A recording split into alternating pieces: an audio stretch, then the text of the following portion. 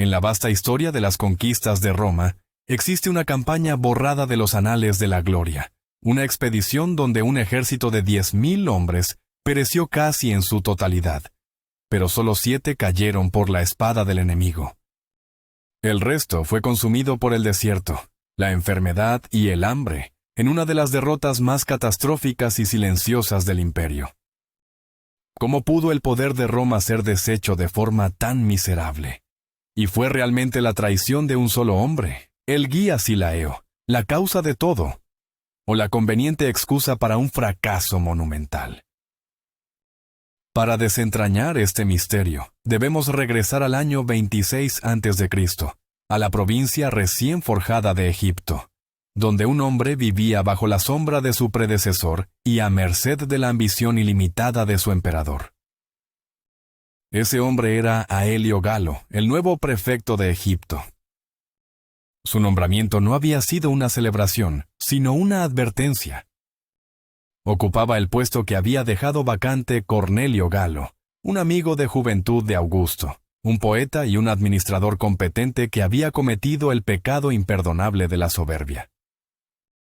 Tras sofocar una revuelta en Tebas, Cornelio había hecho erigir monumentos en su propio honor, inscribiendo su nombre y sus hazañas para que todos las vieran. En Roma, Augusto, siempre vigilante contra cualquier atisbo de competencia o poder personal que pudiera desafiar el suyo, no vio un acto de orgullo, sino de traición. La respuesta fue rápida y brutal. Cornelio fue despedido, humillado públicamente y alentado a quitarse la vida, un eufemismo que nadie en la élite romana malinterpretó. Aelio Galo, cuya relación con su predecesor no está clara pero cuyo intelecto era lo suficientemente agudo como para entender el mensaje, sabía que su cabeza se mantenía sobre sus hombros por un hilo muy fino: la absoluta y abnegada lealtad a la voluntad de Augusto.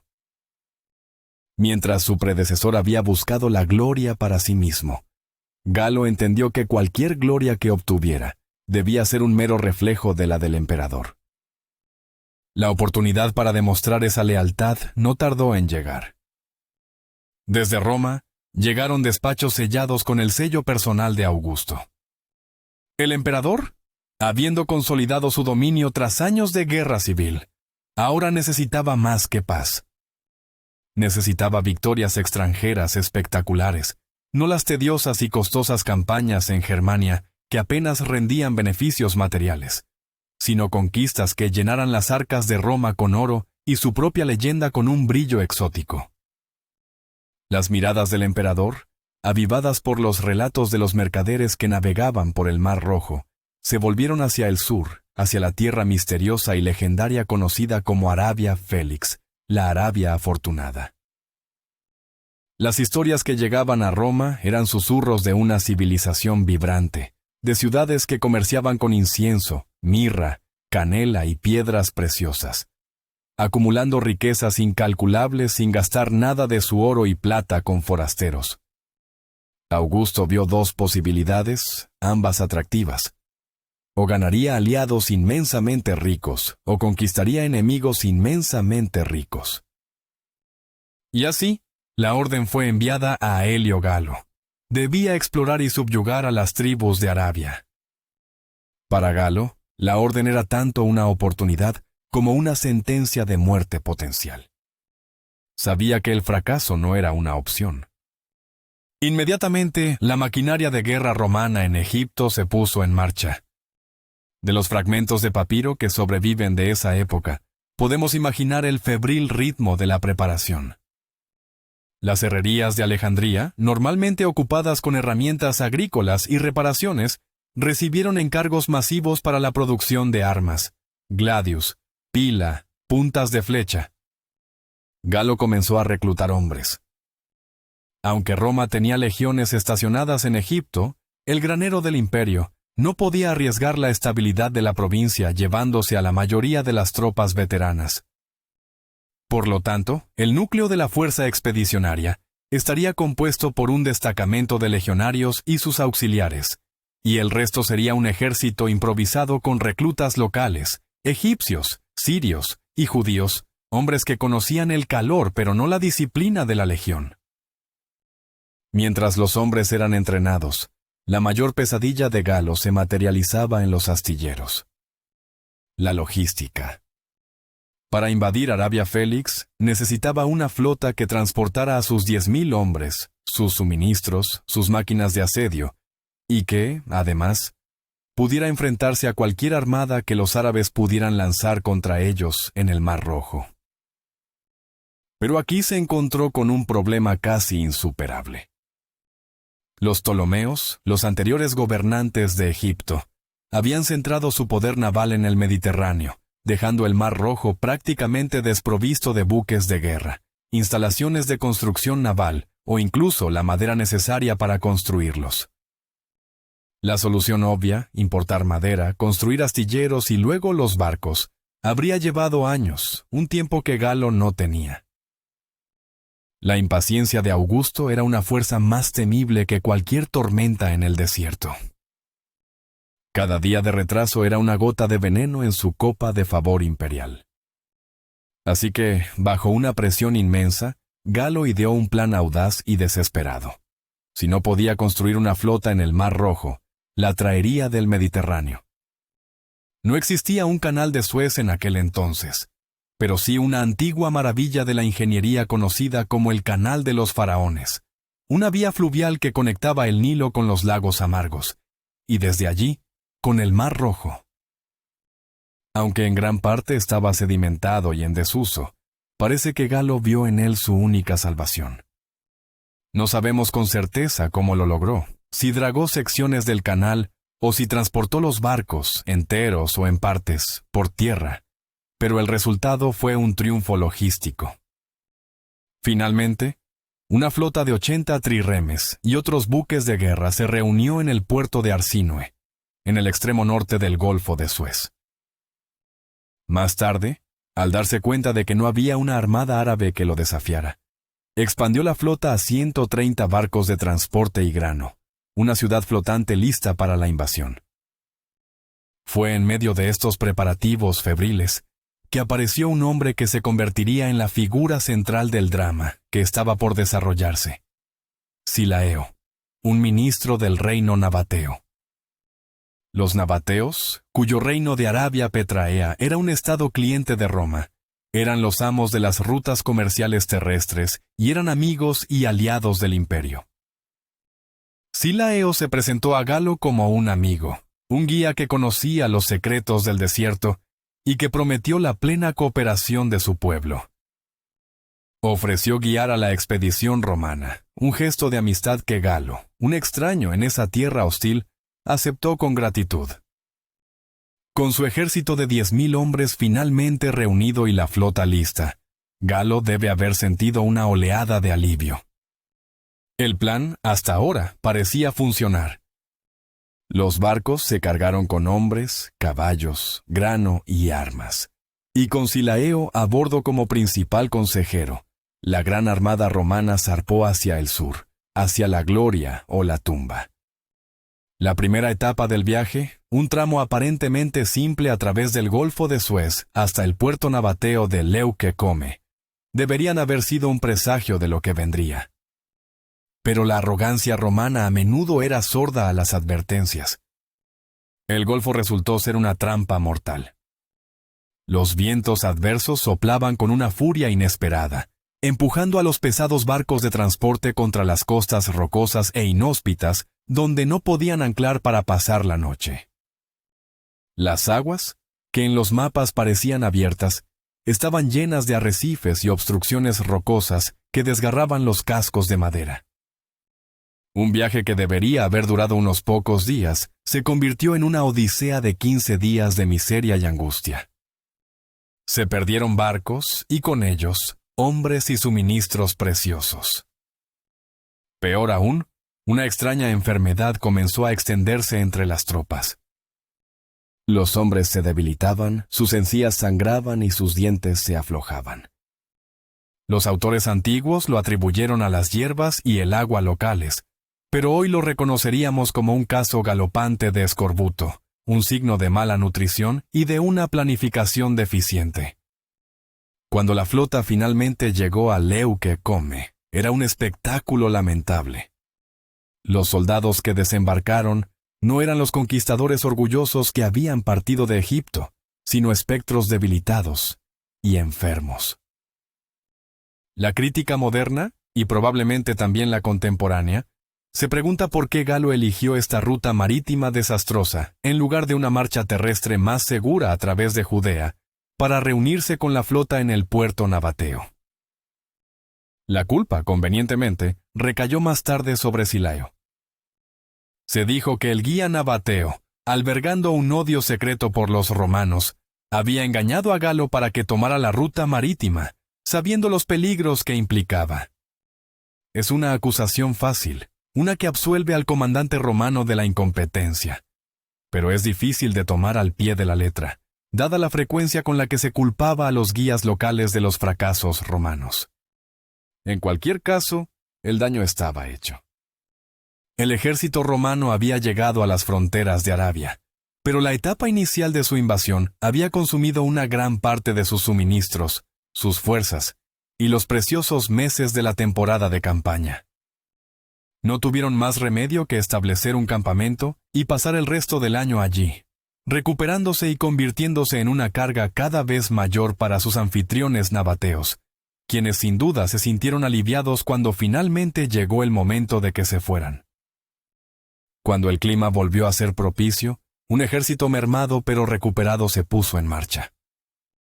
La flota navegó hacia el sur a lo largo de la costa, mientras que la fuerza principal, con Galo a la cabeza y Silao, todavía como guía principal, comenzó la larga marcha por tierra. Aparentemente, la desastrosa travesía marítima no había sido suficiente para despertar las sospechas de Galo sobre la lealtad de su guía. O quizás simplemente no tenía otra opción que confiar en él. Fue aquí donde la supuesta traición de Silao se manifestó en su forma más letal. Estrabón, nuestra principal fuente de estos eventos, relata cómo la marcha se convirtió en una pesadilla logística deliberadamente orquestada. Silao, en lugar de llevar al ejército por las rutas conocidas utilizadas por las caravanas, los condujo a través de regiones sin caminos, un laberinto de cañones resecos y llanuras de grava interminables. El agua se convirtió en una obsesión. Cada gota tenía que ser transportada en el lomo de los camellos, y su distribución era la tarea más importante del día. Los soldados, acostumbrados a la abundancia de agua del Nilo o a los ríos de Europa, aprendieron el verdadero significado de la sed. El paisaje era de una hostilidad alienígena, un mar de rocas horneadas por el sol y dunas de arena que parecían moverse por voluntad propia. El sol era un enemigo implacable que golpeaba sin piedad desde el amanecer hasta el anochecer. Los hombres comenzaron a caer, no por las lanzas de los beduinos, sino por la insolación, el agotamiento y la deshidratación. La dieta era monótona y escasa, consistente en sasa, un tipo de grano grueso, unos pocos dátiles y mantequilla en lugar de aceite de oliva, una afrenta para el paladar romano y una receta para la desnutrición. Un viaje que debería haber durado semanas se prolongó durante meses. Un tramo de 30 días a través de la tierra de Aretas, un pariente del rey nabateo, fue seguido por una marcha de 50 días a través del territorio aún más desértico de los nómadas, gobernado por un rey llamado Sabos. 50 días a través de un infierno sin caminos, donde la única vista era el horizonte tembloroso y la espalda del hombre que marchaba delante. La moral se desplomó. Los legionarios veteranos, orgullosos de su disciplina y resistencia, comenzaron a murmurar. Los reclutas locales, menos resistentes, desertaban o simplemente se dejaban caer para morir. Galo debió sentir cómo su ejército se desangraba lentamente. Cada mañana, el recuento de hombres era menor. Cada atardecer, la desesperación era más profunda. Sin embargo, después de meses de sufrimiento que parecieron una eternidad, finalmente llegaron a la ciudad de Negrani, en una región fértil y pacífica. El alivio de ver campos verdes y agua corriente debe haber sido indescriptible.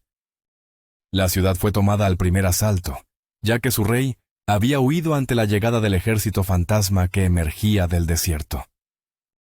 Desde allí, en 6 días, llegaron a un río donde finalmente se encontraron con la resistencia armada de los árabes. La batalla fue un asunto unilateral. Unos 10.000 bárbaros, como los llamaba Estrabón, se enfrentaron a los romanos. Pero su coraje no podía competir con la organización y el armamento romanos. Luchaban con una mezcla de arcos, lanzas, espadas y hondas, y muchos usaban un hacha de doble filo, pero lo hacían sin experiencia ni disciplina. Para los legionarios, incluso en su estado debilitado, esto era un trabajo de carnicería. Al final del día, 10.000 árabes yacían muertos en el campo. De los romanos, solo cayeron 2. Fue una victoria táctica abrumadora, pero estratégicamente no significaba nada. Habían ganado una batalla, pero estaban perdiendo la guerra contra el desierto. Tras la victoria, tomaron rápidamente las ciudades de Asca y Atrula, esta última sin luchar.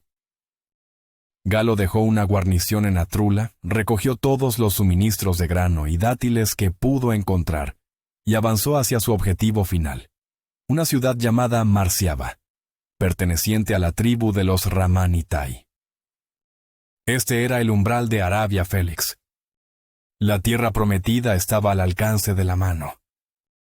Pero el ejército que llegó a las murallas de Marciaba era una sombra de lo que había sido.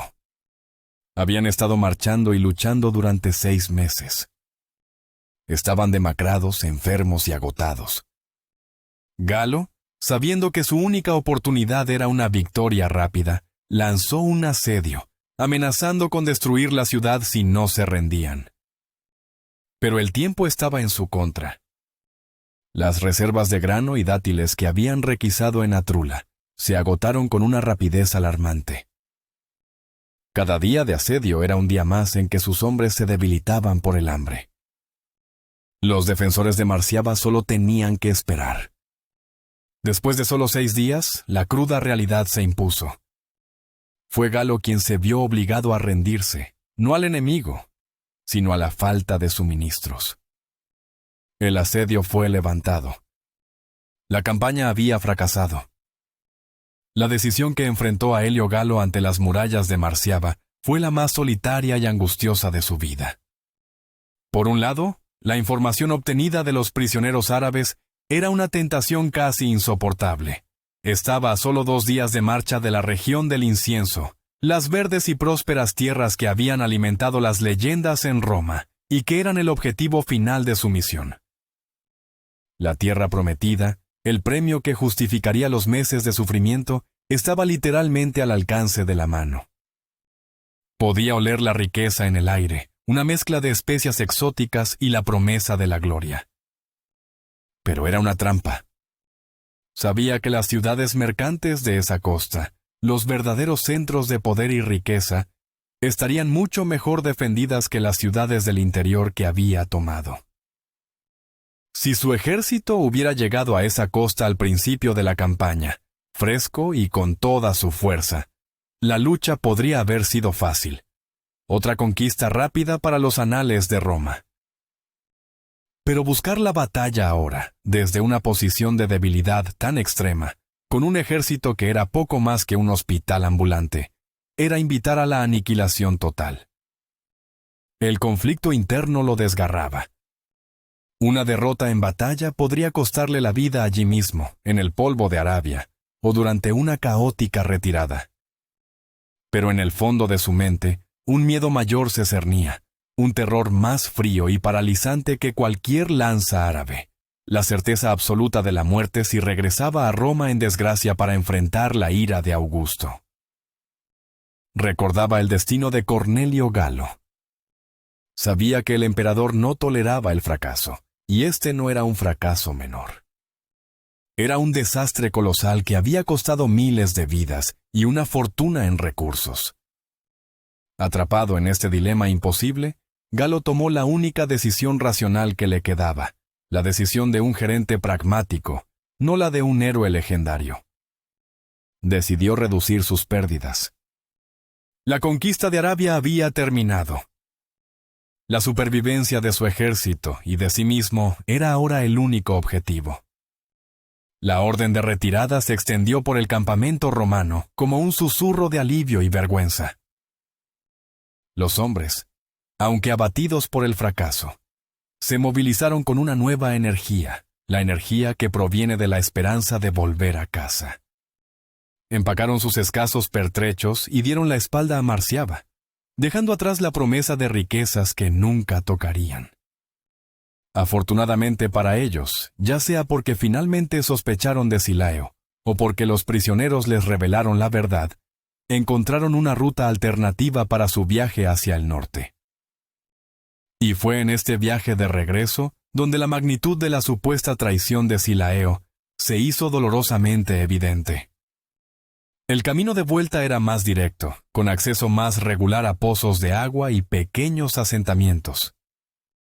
La marcha que les había llevado 6 meses de agonía para llegar al sur, ahora les tomó apenas 60 días para regresar a tierras romanas. Un tercio del tiempo. Para los soldados y oficiales romanos, esta revelación fue la prueba definitiva. Cada paso que daban en el camino de regreso era una confirmación de que habían sido deliberadamente llevados por una ruta mortal. Estrabón declara que fue en este momento cuando descubrieron la traición de su guía Nabateo. La ira que había estado hirviendo a fuego lento bajo la superficie de la disciplina militar, ahora estalló. Silao, que hasta entonces había sido un consejero, se convirtió en un prisionero. Podemos imaginar las miradas de odio que lo seguían, los insultos apenas susurrados. Él era la encarnación de su sufrimiento, la cara de su fracaso. Para Galo, Silao ya no era un problema, sino una solución. Era el chivo expiatorio perfecto, la respuesta que presentaría a Augusto para explicar cómo el ejército más poderoso del mundo había sido derrotado por un desierto. La etapa final del viaje fue notablemente rápida. Cruzaron desde la costa árabe hasta el puerto egipcio de Mios Hormos en solo 11 días. Desde allí, marcharon por tierra hasta Coptos en el Nilo y finalmente, en barco, llegaron a Alejandría.